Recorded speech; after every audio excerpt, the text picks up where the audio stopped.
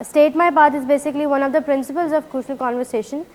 इसमें होता ये कि हमारा एक पूरा पीछे पाथ चल रहा होता है जो कि हमने डिस्कस किया था कि किस तरह से हम अपनी जो भी कन्वर्सेशन में इंडल्ज होते हैं किसी के साथ, उसके पीछे पूरी एक स्टोरी लाइन होती है कि हमारी ऑब्जर्वेशंस होती हैं पहले, उसके बाद हम अपने आप को एक स्टोरी बताते हैं, इंटरप्रिटेशन होती है जो हमारी थेरी होती है, उसके बाद हम फील करते हैं उसी थेरी उसी स्टोरी के अकॉर्डिंग हमारी फीलिंग्स जनरेट होती हैं and then we end up acting out whatever we have felt, जो हमने उस टाइम फील किया होता है हम उसके अकॉर्डिंग एक्शन करते हैं अपना। फॉर एग्जांपल अगर मैंने सैड फील किया तो मेरा रिएक्शन भी सैड ही होगा या उसी के अकॉर्डिंग होगा। अगर मैं एंग्री फील कर रही हूँ अकॉर्डिंग टू माई स्टोरी तो मैं जो मेरा रिएक्शन होगा वो कोई एंगर आउटबर्स्ट होगा, कोई वायलेंट बिहेवियर हो सकता है किसी के साथ भी। तो ये बेसिकली हमने सारी चीज़ें डिस्कस की थी कि किस तरह से अपने पाथ को लेकर चलते हैं। तो आज हम डिस्कस करेंगे कि हमने दूसरों का पाथ कैसे हमें पता चलेगा, एक्सप्लोरिंग दी अदर्स पाथ।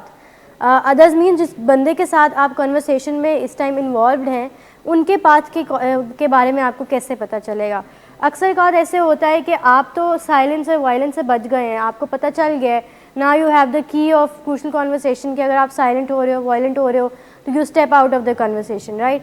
लेकिन अगर अगला बंदा साइलेंट हो रहा है या वायलेंट हो रहा है या बात नहीं कर पा रहा है या बात करना नहीं चाह रहा, तो उसमें हम कैसे उसको हेल्प करेंगे कि वो अपनी एक डायलॉग में इन्वॉल्व हो, उसमें उसकी हम हेल्प कैसे कर सकते हैं, एम्पैथाइज करके और कंफर्ट दे के, यस, एक्टिव लिसनिंग, यस। आज हम बेसिकली कुछ लिसनिंग स्किल्स डिस्कस करेंगे जिन स्किल्स के थ्रू हम दूसरों को एक्टिवली लिसन कर सकते हैं और वो जो बेसिकली कहना चाह रहे होते हैं वो अपनी बात बोल दे। अक्सर औकात ऐसे होता है कि कोई इंसान आपसे बात इसीलिए नहीं कर पा रहा होता क्योंकि उसको ये होता है कि मैं सुना नहीं जाऊँगा या मेरी बात मैटर नहीं करती है या मुझे अगला बंदा समझेगा नहीं या मेरी बात मैं अपनी कन्वे नहीं कर पाऊँगा या फ़ायदा नहीं है, तो इसलिए they go into the silence form of conversation, right. तो कुछ इस तरह के तरीके होते हैं जिसमें हम दूसरों के पाथ को एक्सप्लोर करते हैं। जैसे हमने अपना पाथ डिस्कस किया था कि हमारा पाथ होता है कि हम we see and observe and then we tell a story to ourselves and then we feel and then we act. इसी तरह से दूसरे जो अगला बंदा है जिसके साथ आप कन्वर्सेशन में इन्वॉल्व हैं उनका भी पाथ होता है, ऐसा ही उनका भी यही साइकिल होता है, वो भी इसी साइकिल से गुजरते हैं। हम कौन सी स्टेज में उनके साइकिल में एंटर होते हैं, कौन से जैसे सी एंड ऑब्जर्व, उसके बाद उन्होंने स्टोरी बताई, फिर उन्होंने फील किया और एक्ट किया, कैसे जब हाँ एग्जैक्टली जब वो एक्ट करते हैं हमारा पार्ट तब आता है, राइट।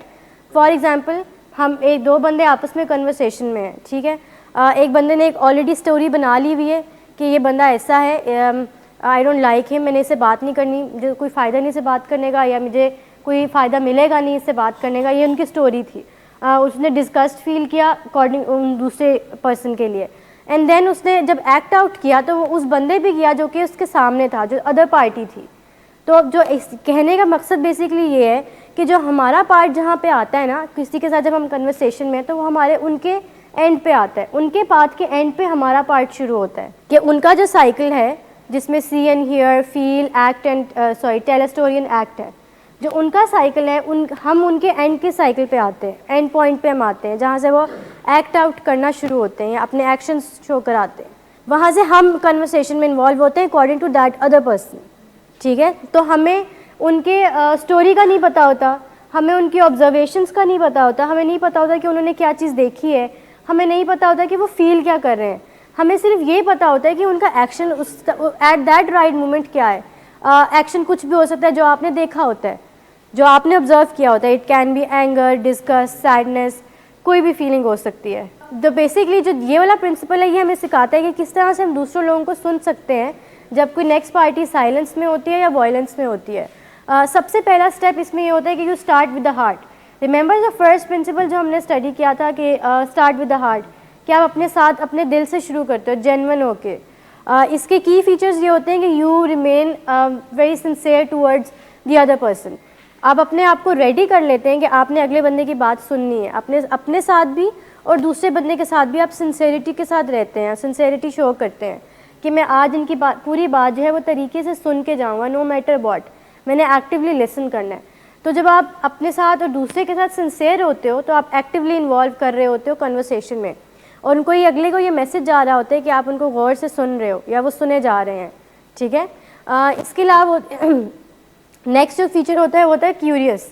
अच्छा, कैसे हम अपने अंदर क्यूरियोसिटी कैसे डेवलप कर सकते हैं जब अगला बंदा साइलेंस में है या वॉयलेंस में है। फॉर एग्जांपल अगला बंदा वॉयलेंस में है तो हमें तो गुस्सा आएगा, ये क्या बात है, ये किस तरह से मुझसे बात कर रहा है, this not the right way. तो हम वहाँ पे तो क्यूरियस तो नहीं होंगे। आप ये भी अपने आप से क्वेश्चन कर सकते हैं कि क्यों एक रीजनेबल, रिस्पॉन्सिबल या रैशनल बंदा इस तरह से क्यों एक्ट आउट करेगा। When you question this from your self ना, जब आप अपने आप से ये सवाल पूछते हैं कि एक बंदा जो कि बहुत रीज़नेबल है, जो कि बहुत रिस्पॉन्सिबल है, जो कि रैशनल बात करता है हमेशा, वो इस तरह से एक्ट आउट क्यों कर रहा है। जब आप खुद से ये सवाल पूछते हैं तो ऑटोमेटिकली आपको इसका जवाब मिल जाता है कि ऐसा नहीं हो सकता है कोई मिसअंडरस्टैंडिंग है, या हो सकता है कोई और इशू हुआ हो, तो मुझे पूछ लेना चाहिए। तो क्यूरियोसिटी के लिए जब आपने ये हो ना कि आपने क्यूरियोसिटी से निकलना है, तो आप उनके डिस्कम्फर्ट लेवल को या उनके फियर लेवल को ख़त्म करने की कोशिश करते हो। आप इस तरह से उन्हें पूछ सकते हो कि आर यू फीलिंग अनसेफ, मतलब are you feeling okay, is everything all right. इस तरह की आराम से तरीके से उनसे सवाल करके या पूछ के आप उन्हें बता सकते हो या उनसे पूछ सकते हो कि आप किस तरह से फील कर रहे हो। ठीक है, तो आप क्यूरियस होते हो जब कन्वर्सेशन में, तो दैट मीन्स कि you have started with the heart. आप एक स्टेप 1 पे चले गए हो कि आपने अगले बंदे को प्रॉपरली सुनना है। नेक्स्ट जो होता है बी पेशेंट, ये भी एक it's a very important key for crucial conversation कि you have to remain calm and patient whenever to start a crucial conversation. कभी भी आपने जब भी कोई इंपॉर्टेंट टॉपिक पे किसी से बात करनी है तो सबसे पहला स्टेप ये होगा कि आप पेशेंट रहते हो, आप काम रहते हो, आप कंपोज रहते हो, अपनी पोजीशन में रहते हो, आप वेट करते हो कि वो अपनी इमोशंस को एक्ट आउट करें और फिर उसके अकॉर्डिंग आप देखते हो कि किस तरह से आपने एक सिचुएशन को बिल्डअप करना है या किस तरह से आपने उस कन्वर्सेशन को बिल्डअप करना है। पेशेंस बहुत इंपॉर्टेंट की होती है एवरीडे कन्वर्सेशंस में भी और स्पेशली क्रूशियल कन्वर्सेशंस में भी। फिर इसके बाद नेक्स्ट स्टेप ये होता है, स्टेप 1 तो ये हो गया कि you start with the heart, अपने दूसरे बंदे का पाथ को एक्सप्लोर करने के लिए। नेक्स्ट स्टेप ये होता है कि आप उनका जो पाथ है उसको रिट्रेस करते हैं। रिट्रेस करने से मतलब कि आप उनको बताते हैं, बहुत ज़्यादा एम्फेथाइज करके या असर्टिवली उनको बता रहे होते हैं कि कहाँ पे उनके पाथ में गलती आ रही है। फॉर एग्जाम्पल जो उन्होंने अपने आप को स्टोरी सुनाई है, that might be a wrong story, that might be a wrong interpretation, that might be a wrong theory. आप उनको ये बता सकते हो या बोल सकते हो कि और ये किस तरह से होगा। स्टेप 1 तो हो गया कि you start with the heart, right. आप उसमें सिंसियर होते हो, आप उसमें क्यूरियस होते हो, आप उसमें पेशेंस शो करते हो। सेकंड ये हो जाएगा कि आप उनके पाथ को रिट्रेस करते हैं, ये उनका पाथ है, that is they see and hear, they tell a story, they feel and then they act.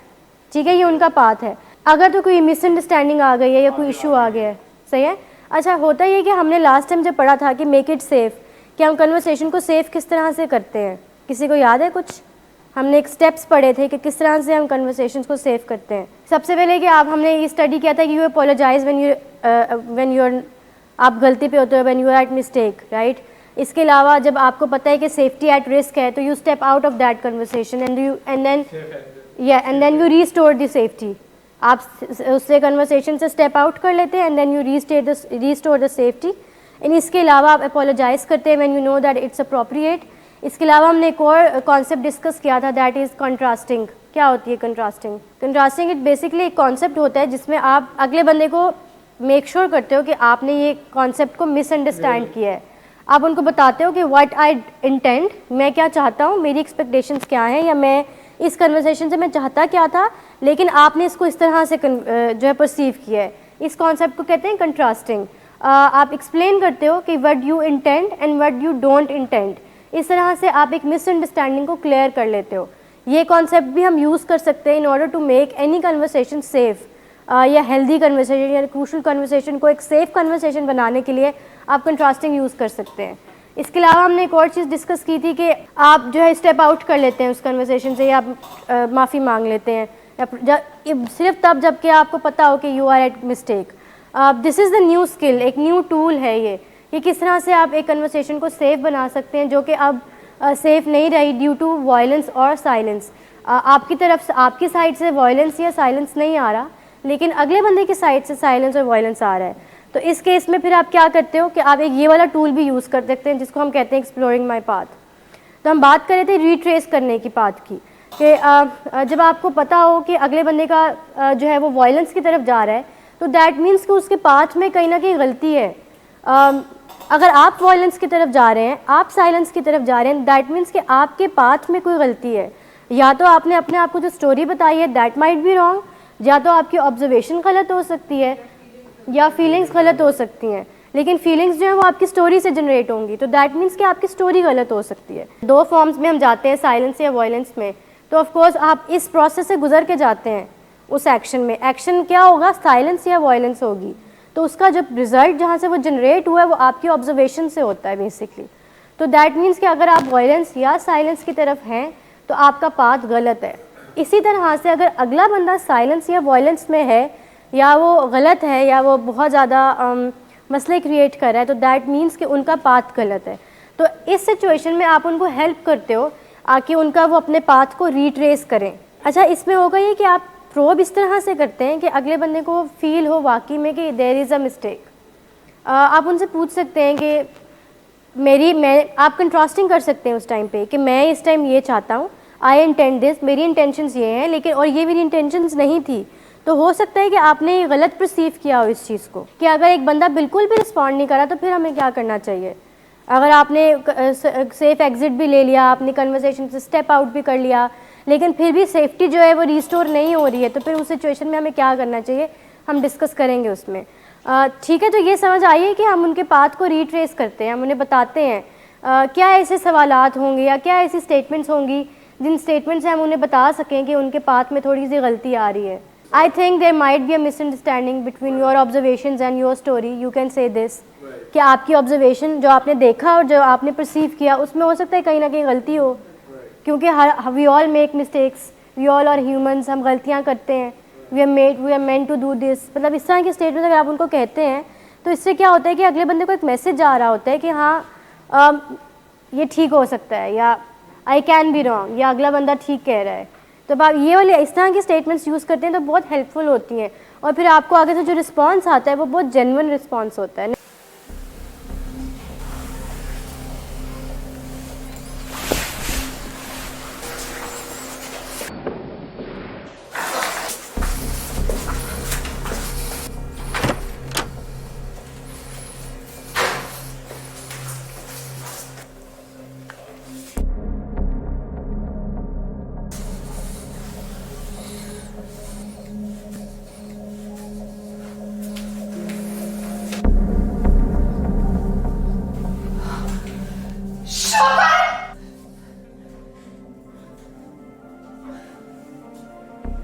शराब नोशी की वजह किरदार की खराबी नहीं, मूड की खराबी है। शराब नोशी कभी भी नशे की बीमारी में बदल सकती है। नशे की बीमारी हर स्टेज पर काबिले इलाज है। मदद हासिल कीजिए, क्योंकि वो ऐसा नहीं करेगा। विलिंग वेज से मदद हासिल कीजिए, कहीं से भी मदद हासिल कीजिए, लेकिन फौरी मदद हासिल कीजिए। जिस मुआवजे के इंतजार में आपने बहुत देर कर दी, अब वो दस्तक दे रहा है। मदद हासिल कीजिए, मदद हासिल कीजिए, मदद हासिल कीजिए। ये कुछ इंक्वायरी स्केल्स हैं इस एक्सप्लोरिंग माई पाथ के प्रिंसिपल में। इसका एक्रोनिम होता है amp, AMPP is the amp, ठीक है। Ask, mirror, paraphrase and prime, ठीक है। ये 4 लिसनिंग टूल्स हैं, लिसनिंग स्किल्स हैं, बहुत इंपॉर्टेंट, जो कि आप किसी भी कन्वर्सेशन में यूज़ कर सकते हैं। सिर्फ तब जबकि अगला बंदा या तो साइलेंस में या वॉयलेंस में है, जब कोई बात नहीं कर रहा, अगला बंदा कुछ समझ नहीं आ रहा कि मुझे इस सिचुएशन में क्या करना चाहिए, या फिर अगर आपने किसी से अपोलोजाइज़ करना है और आपको नहीं समझ में आ रही कि आपने किस तरह से अपोलोजाइज़ करना है या आप किस तरह से कन्वर्सेशन स्टार्ट करें, तो आप ये लिसनिंग टूल्स यूज़ कर सकते हैं। अच्छा, मैं एक क्वेश्चन मेरा ये था कि जब हमने किसी से माफ़ी मांगनी होती है या हमने किसी से कोई बात करनी होती है बड़े क्रूशल टॉपिक पे, तो हम किस तरह से स्टार्ट करते हैं उस कन्वर्सेशन को। सबसे इंपॉर्टेंट स्टेप होता है फर्स्ट क्या, you simply ask the straight ended questions. आप उनसे सिंपली क्वेश्चंस पूछ सकते हैं, क्या हुआ, is everything okay, I think we should talk about this, what's happening, या क्या ऐसी क्या बात हो रही जिससे आप सेफ फील नहीं कर रहे हैं, क्या ऐसी बात हो सकती है। मतलब आप सिंपली क्वेश्चंस आप पूछते हो उनसे, ओपन एंडेड क्वेश्चंस पूछते हैं, और इस तरह से नहीं पूछने के अगले बंदे को बहुत रूड लगे। आपने बहुत प्रॉपरली एम्फेथाइज करके असर्टिवली एक नाइस वे में उनसे सवाल पूछने हैं। ऐसा नहीं, उनको ऐसा फील नहीं कराना कि वो अटैक्ड फील कर रहे हों। इस तरह से नहीं उनके सवालों की बौछार नहीं कर देनी उनके ऊपर। आराम आराम से one step at a time लेके 1 by 1 चल के एक एक सवाल आपने उनसे करना है, और बहुत ईजी क्वेश्चंस करने हैं। लाइक फॉर एग्जांपल, जब हमने किसी से कन्वर्सेशन करनी होती है जो कि किसी बहुत सेंसिटिव टॉपिक के ऊपर होती है, तो उसमें हम क्या एकदम से ही पूरा पहले ही सेंसिटिव टॉपिक के ऊपर बात करने शुरू कर देते हैं। कैसे शुरू करते हैं? आहिस्ता आहिस्ता, और आहिस्ता आहिस्ता पहला सवाल क्या करेंगे, लाइटर नोट का क्वेश्चन हो सकता है, वो बहुत लाइट नोट का हो सकता है जो कि इजी क्वेश्चन हो। यू कैन स्टार्ट विद क्या हाल है, आई नो, तो हमने एक बात करनी है, या पहले आप इस तरह से आराम से एक रैंडम कन्वर्सेशन को कंटिन्यू करके, जो क्रूशल कॉन्वर्सेशन होती है ना, वो कभी भी डायरेक्ट क्रूशल कॉन्वर्सेशन नहीं चले जाती है। पहले एक कैजुअल कॉन्वर्सेशन होती है, उसके बाद एक क्रूशल स्टेज आती है जिसमें आप इंपॉर्टेंट जो मुद्दे की बात होती है आप वो डिस्कस करते हैं। तो सबसे पहला स्टेप ये आ जाएगा, लिसनिंग टूल आ जाएगा। You simply ask the question, उनको कह देते हैं कि एक्सप्रेस करें अपने इंटरेस्ट को या अपने पॉइंट ऑफ व्यूज़ को एक्सप्रेस करें। अगर फिर भी कोई इंसान है जो कि पूछने के बावजूद आपको वो सेफ़ नहीं फील करा, and you can sense it कि अगला बंदा उस कन्वर्सेशन में सेफ़ नहीं है, या वो अभी भी साइलेंस में ही है, वो वायलेंस में ही है, और आपके पूछने पर भी उसने कोई रिस्पॉन्ड नहीं किया, तो उसका सेकंड स्टेप ये हो सकता है कि आप उनको मिरर करते हो। What is mirroring? मिररिंग में बेसिकली होता ये कि आप फैक्ट्स की बेसिस के ऊपर अगले बंदे को बताते हो कि राइट नाउ कि ये मेरी फीलिंग्स हैं। फॉर एग्जांपल, अगर किसी का बॉडी पोस्चर ख़राब हो रहा है, फेशियल एक्सप्रेशंस हैं, फेशियल एक्सप्रेशंस फैक्ट होते हैं, राइट? किसी की चीक्स ब्लश कर रही हैं, या किसी की बहुत गुस्से में आ रहा है, या उनकी टोन चेंज हो रही है, तो that means that is also a fact. तो उन फैक्ट्स के बेसिस पे आप उनको मिरर करते हो, आप उनको बताते हो कि I think your eyes are little bit off, या एग्जैक्टली आप इनको इस तरह से करके बताते हो। कन्फ्रंट में होता है कि आप उनको बता देते हो कि आप इस तरह से फील कर रहे हो, लेकिन मिररिंग में आप उनकी अपनी ऑब्जर्वेशंस की बेस के ऊपर, जो कि फैक्ट्स होते हैं, आपकी इसमें कोई स्टोरी नहीं होती, आपकी इसमें कोई परसेप्शन नहीं होती है, जो पता चल रहा होता है। Your eyes are red, your cheeks are blushing, पता चल रहा है। ये अगला बंदा भी इस चीज़ को डिनाई नहीं कर सकता, राइट? अगर किसी के साथ कन्वर्सेशन में किसी का गुस्सा आ रहा है तो कैसे पता चलेगा कि गुस्सा आ रहा है?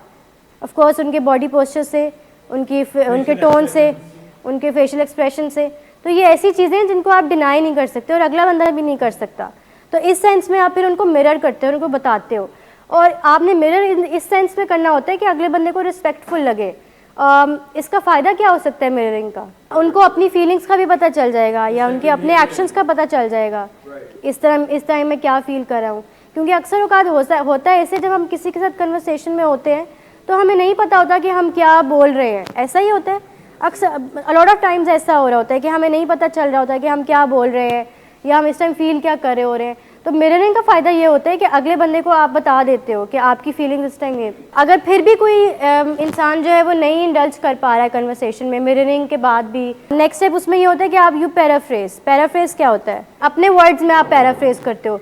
जो उन्होंने स्टेटमेंट बोली है एग्जैक्ट आपने वो नहीं कहना, अपने वर्ड्स यूज़ करने, एब्रीविएटेड फॉर्म्स यूज़ कर सकते हो।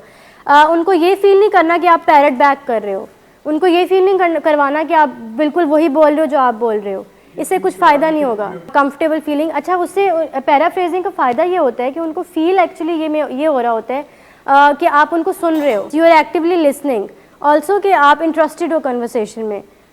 इसके अलावा और क्या बेनिफिट हो सकता है? पैराफ्रेज इस सिचुएशन में काफ़ी हेल्पफुल होती है। फिर Aahista Aahista they start opening up, वो बोलना शुरू कर देते हैं, या वो अपने सेफ्टी उनको लगने लग जाता है कि अब सेफ्टी जो है वो मेक श्योर हो गई है, या सेफ्टी रीस्टोर कर ली है। तो इन तरीक़ों से आप सेफ्टी को रीस्टोर कर सकते हैं। फिर भी अगर कोई जवाब नहीं देता तो फिर क्या करना चाहिए? तो priming is the last and एक रिजॉर्ट होता है जो आप यूज़ कर सकते हो जब अगला बंदा बिल्कुल भी अपनी साइलेंस फॉर्म से बाहर नहीं निकल रहा, या अपनी वॉयलेंस फॉर्म से बाहर नहीं निकल रहा, या बिल्कुल भी कन्वर्सेशन में इन्वॉल्व नहीं हो रहा। तो उस सेंस में आप प्राइम करते हो। प्राइम करना क्या होता है? फिर वही बात आ जाएगी, आपने फैक्ट्स की बेसिस के ऊपर गैस करना है। फॉर एग्जाम्पल, अगर यहाँ पे कोई सैड है तो आप कैसे गैस करेंगे कि वो कुछ सैड है? कैसे पता चलेगा? अगर कोई एंग्शियस है तो कैसे पता चलेगा कि वो एंग्शियस है? एक्सप्रेशंस के थ्रू। तो वो एक्सप्रेशंस क्या होंगे? फैक्ट्स होंगे, राइट? लाइक वो टेंटेटिव्स आपकी कोई चीज़ नहीं है, वो आपकी ऑब्जर्वेशन है। अच्छा, जब कोई पेशेंट आते हैं, इंडोर पेशेंट, जब उनका फर्स्ट डे होता है तो उस टाइम उनके क्या इमोशंस होते हैं? फॉर एग्जांपल, पेशेंट्स नहीं कुछ रिस्पॉन्ड करते ड्यूरिंग फर्स्ट फ्यू डेज़, वो नहीं बोलते हैं कुछ भी।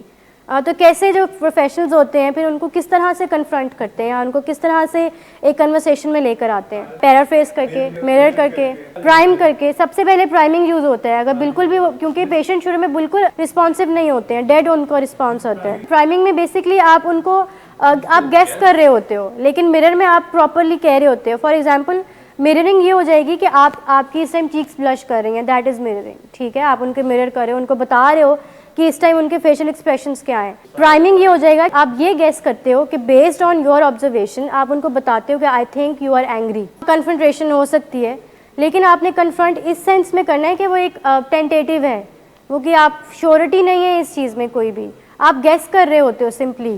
पेशेंट्स जब शुरू में आते हैं, इंडोर होते हैं, तो प्रोफेशनल्स उनको ये कहते हैं कि I no, I think you might be anxious, या मुझे लग रहा है कि मुझे पता है कि आप अच्छा टाइम नहीं गुजरा यहाँ पे, या आप बहुत एंक्शियस हो रहे हैं, आई नो आप ये सोच रहे होंगे कि दिन कितने हैं यहाँ पे।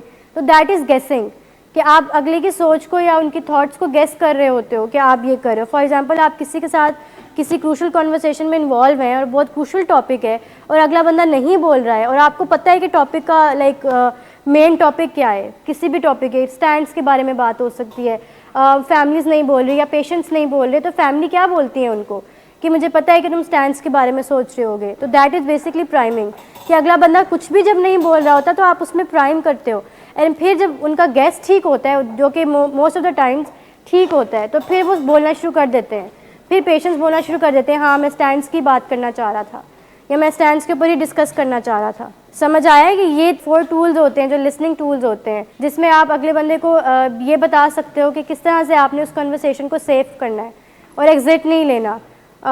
एग्जिट लेना भी एक टूल होता है, लेकिन अगर वो भी वर्कआउट नहीं कर रहा, बार बार एग्जिट लेने से या बार बार सेफ्टी को रिस्टोर करने की वजह से फिर भी अगर कोई बंदा जो है वो नहीं बोल रहा या अपनी साइलेंस या अवॉइडेंस फॉर्म से बाहर नहीं निकल रहा, तो उस सेंस में आप ये 4 लिसनिंग टूल्स को यूज़ करते हैं। जैसे ही आप अपने व्यूज़ को बताना शुरू करते हो या आपके जो पॉइंट ऑफ व्यू है उनको शेयर करना शुरू करते हो, तो उसके बाद आपके पास 3 चीज़ें होनी चाहिए जिन चीज़ों को आप मेक श्योर करो। फॉर एग्जांपल, अगले बंदे ने अब बोलना शुरू कर दिया है प्राइमिंग के बाद, ठीक है, वो कन्वर्सेशन में आ गए हैं, कन्वर्सेशन में इन्वॉल्व हो गए हैं। उसके बाद जो आपको क्या करना चाहिए ये इसमें ये बताया हुआ है, ठीक है।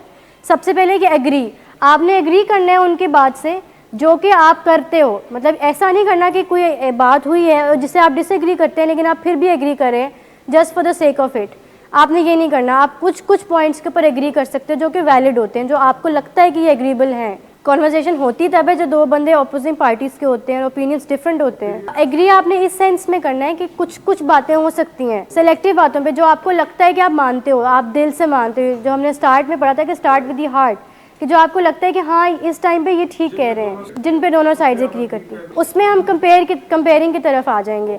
कंपेयरिंग इज़ बेसिकली आप उनको बताते हैं कि I know you are saying this but we both differ, हम दोनों का पॉइंट ऑफ व्यू डिफरेंट है। आप कंपेयर करते हो, आप ये नहीं कहते कि नहीं मैं ही ठीक कह रहा हूँ या मेरा ही पॉइंट ऑफ व्यू ठीक है या मैं ही सही हूँ, ऐसा नहीं कहते। आप कहते हो कि हाँ आपका पॉइंट ऑफ व्यू ये है लेकिन मेरा पॉइंट ऑफ व्यू डिफरेंट है, या मेरी कन्वर्सेशन को मैं जिस तरह से लेकर चलना चाह रहा हूँ उसका एंगल डिफरेंट है। आप उसमें कंपेयरिंग की तरफ जाते हो। इसके अलावा आप बिल्ड कर सकते हो। बिल्ड आप इस तरह से करते हो जैसे सलमान साहब ने कहा कि बिल्कुल आप उनकी बात से आगे बिल्डअप करते हो। आप कहते हो yes you are right but according to me ऐसे ऐसे ऐसे, मतलब आप बिल्ड कर रहे होते हो। तो जब एक बंदे ने एक कन्वर्सेशन में इन्वॉल्व हो गए हैं, वो एंटर हो गए हैं डायलॉग में थ्रू आपने जो स्किल्स यूज़ किए, जिसमें आस्किंग आ गया, मिररिंग आ गया, पैराफ्रेजिंग आ गया और प्राइम आ गया, फिर वो कन्वर्सेशन में डायलॉग में एंटर हो गए। उसके बाद आपने क्या करना है, आपने उनको एग्री करना है जो आपको लगता है कि जो एग्रीबल बातें हैं। हर बात पे एग्री नहीं करना। ऑफ कोर्स जब आप हर बात पे एग्री करोगे, ज़रूरी नहीं कि आप एक बंदे कोई बात करें और आप सारे ही उनकी कन्वर्सेशन से एग्री नहीं करते। फॉर एग्जांपल स्टैंड्स की बात को ले लेते हैं। आप स्टैंड्स हटवाना चाहते हैं, ख़त्म कराना चाहते हैं, आप स्टैंड्स नहीं रखना चाहते पेशेंट्स, लेकिन फैमिलीज चाहती हैं कि स्टैंड्स हों, और ये एक क्रूशियल कॉन्वर्सेशन है, यहाँ पे ओपिनियंस दोनों के डिफरेंट है। उसमें ये एग्जांपल हो गया कि इसमें आप एग्री किस बात पे करोगे कि वो स्टैंड्स लगाना चाहते हैं और आप हटवाना चाहते हैं। इसमें एग्रीबल बात क्या होगी, कैसे आप एग्री करेंगे, कौन सी कोई बात होगी जो फैमिली कहेगी तो आप एग्री करेंगे। फैमिली कह सकती है कि हमें आपकी रिकवरी की बहुत परवाह है, तो पेशेंट्स इस बात पे एग्री करेंगे कि यस हमें भी परवाह है अपनी रिकवरी की, राइट। यही तो टॉपिक होगा उस कन्वर्सेशन का कि आप नहीं चाह रहे हैं कि स्टैंड्स लगें, फैमिलीज चाह रही हैं कि स्टैंड्स लगें, लेकिन मैं ये बात करूँ कि इसमें एग्रीबल बात ये होगी कि आप भी अपनी रिकवरी लेकर अच्छी चलना चाहते हैं, फैमिली भी लेकर अच्छी चलना चाहती है, राइट। ये एक ऐसा पॉइंट आ जाएगा जहाँ पे दोनों पार्टीज एग्री कर रही हैं। इसके बाद बिल्ड आ जाता है। इस पे फिर पेशेंट कैसे आप बिल्ड कर सकते हो। आई नो कि आप चाहते हैं कि मैं अपनी रिकवरी अच्छी लेकर चलूँ, मगर एंड देन यू स्टार्ट कि मेरा जॉब ऐसी है या मेरा प्रोफेशन ऐसा है, I can not live without phone या वॉट एवर, जो भी एक पूरा सेंटेंस कंप्लीट करना होता है एक आर्ग्यूमेंट बिल्ड करने के लिए, उसमें आप फिर बिल्ड करते हैं उन्हीं की बात को लेकर, ठीक है।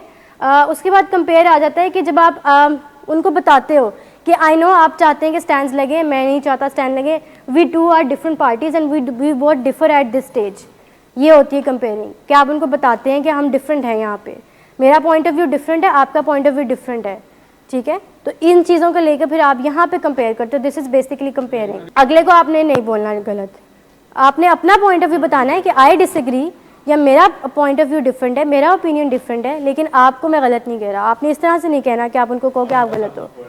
आपने ये नहीं सेंटेंस यूज़ करना है कि I don't disagree with you या आपका पॉइंट ऑफ व्यू गलत है, आप इस तरह से नहीं कहते हो।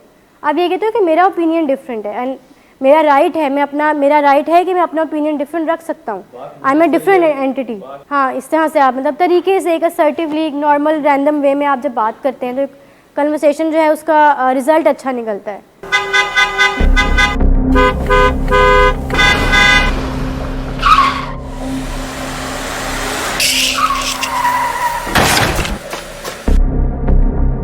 घटिया इंसान, इतनी देर से गेट क्यों खोला? सोए हुए थे तुम क्या? सर मैंने तो मिनट भी नहीं बकवास लगाया। ना करो तुम मेरे साथ। क्या कर रहे हैं आप? अब्बा जी घर पे हैं, नशे में गालियां दे रहे हैं। खुदारा होश में आए, क्या हो गया आपको? होश में कैसे आऊं? सारा किया धरा इन्हीं का तो है। शराब नोशी की वजह किरदार की खराबी नहीं, मूड की खराबी है। शराब नोशी कभी भी नशे की बीमारी में बदल सकती है। नशे की बीमारी हर स्टेज पर काबिले इलाज है। मदद हासिल कीजिए, क्योंकि वो ऐसा नहीं करेगा। विलिंग वेज से मदद हासिल कीजिए, कहीं से भी मदद हासिल कीजिए, लेकिन फौरी मदद हासिल कीजिए। जिस मुआवजे के इंतजार में आपने बहुत देर कर दी, अब वो दस्तक दे रहा है। मदद हासिल कीजिए, मदद हासिल कीजिए, मदद हासिल कीजिए।